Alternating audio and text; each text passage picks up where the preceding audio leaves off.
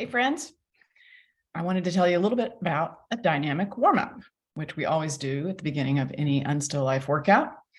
Reason to do a dynamic warm-up is, unlike just static stretching, a dynamic warm-up is going to get our entire body moving, make us more aware of where our body is in space. It's going to get our blood flowing, get oxygen to our muscles, and it's basically going to mimic the movements we're going to do in the actual workout. So I am going to walk you through the warm-up that we do and tell you a little bit about each movement and why we do it. We start out with a standing bicycle. So I have my hands behind my head, and I'm going to bring my opposite elbow and knee together. So right away, we're using our entire body, full body movement. We're doing some definite core work here. And we're having to balance a little bit. So getting a proprioceptive sense of where our body is in space. And we're moving through multiple planes of motion. We're doing contralateral movement, so opposite arm and leg, which is essential movement. We do about 10 of those, and then we go to our next move here, which is the windmill. And we are tapping the opposite ankle. Got my feet pretty wide apart here. And each time, come all the way up, nice and tall. Once again, counterlateral movement and twisting, using some core here, and definitely stretching the hamstrings, the back of the legs. Sometimes early in the morning, you want to go a little bit easy until you explore that and get a little warmed up, and you can go a little bit further. We do about 10 of those. Then we step the feet together. Bring the elbows in and palms up, and we do a twist. So here we are, core, twisting motion. And why do we have the palms up? Looks a little bit ritualistic or something. We have the palms up because that gives you some external shoulder rotation. You know how we sometimes tend to get in this position? That's opening up the chest, giving a little chest stretch, and turning on those muscles behind the shoulders and the upper back that help you with posture. So we do a twist there, then we step the feet wide, and we're going to go into side motion here. We lunge to one side, so I'm bending this leg, reach overhead, shift the weight to the other side, and reach this direction. And we get a really nice long dynamic stretch here, really from the ankle all the way through the body and out the fingertips.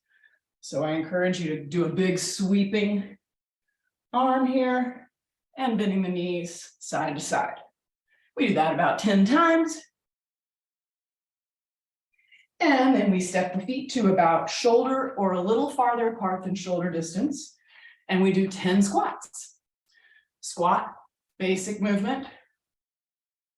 Really helpful full body movement to get warmed up. I like to remind people, keep your chest up, drop your hips back and down.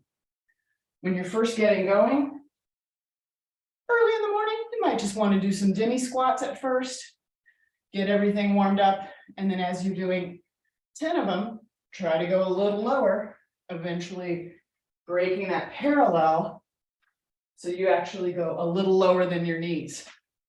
Your hips go a little bit lower than your knees. That is a great knee strengthener.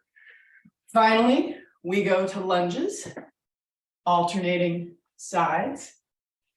And with the lunge, I like to say, try to drop the back knee down. So it's just hovering an inch or so above the floor. Push off and come to tall.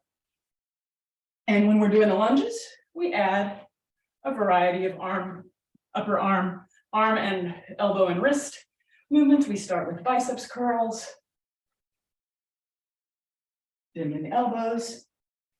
Then we go to rowing, involving some back muscles. And eventually we go to overhead press, involving the shoulders. And that is our series of movements that we do standing. Now, I'm going to bring you over here, and I'm going to tell you about the walkout sequence. This is the second part of our warm-up. And it goes like this. We start out standing at the foot of the mat, bending your knees a little bit. You walk your hands out to plank. From plank position, drop the right hip, and you look over the left shoulder, and you come back to plank. Drop the left hip, look over the right shoulder, and back to plank. Then we go into a downward dog type position, the hips high, and roll through the feet. This is a nice calf stretch and wakes up the feet a little bit, rolling through the ball of the foot and the toes. We do this a few times. And then we do the opposite direction. Drop the hips down, arch your back, and look up. Now in this position, want to try to create space for your neck, so not like this. Push the floor away and find a long back, and then bring the hips back to plank. Next, we bring the left foot to the left hand, or as close as you can. It might be here. The other thing you can do is you can set your knee down here and bring your foot up here. So either here or here. Then twist and look up. Replace the left hand, replace the left foot. Same thing on the other side, right foot to right hand. You could place your knee or extend your leg here, twist to the right and reach up. Replace the right hand, replace the right foot. Walk the hands back. Bending your knees as you get there. Relax your shoulders and neck. And then roll through the spine to come up. And I love that part of the warm-up because you're really putting a lot of weight into your hands, you're involving your core, and you're moving dynamically through all those poses. So that's our dynamic warm-up. Oh, and I was going to say, you can also do that, pretty much that whole thing that we just did, you could do here. Drop the right hip, look over the left shoulder, drop the left hip, look over the right shoulder, push into downward dog, and do a little calf stretch here or a little march, arch your back, back to plank, twist, and twist. So it's very modifiable for other situations. Let's say you're at work and you wanted to do that sequence, you could do it without having to go all the way to the floor. That's your dynamic warm-up.